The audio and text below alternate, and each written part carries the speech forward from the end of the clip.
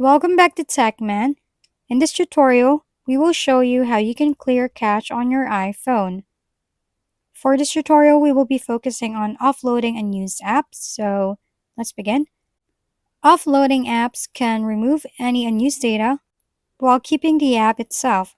Open the Settings app, go to General, tap on iPhone Storage, select apps that you don't use frequently, tap Offload app to remove the app's data, but keep the app on your device.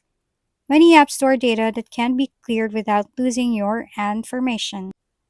Go back to the main settings page again, scroll down, and select the app you want to clear.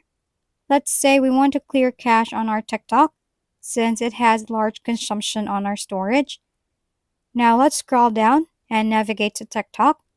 On the option, let's click Offload, and offload again on the prompt below. And that's it. If we've been helpful, kindly give us a thumbs up and don't forget to hit the subscribe and bell button for more contents. For any questions and suggestions, comment down below.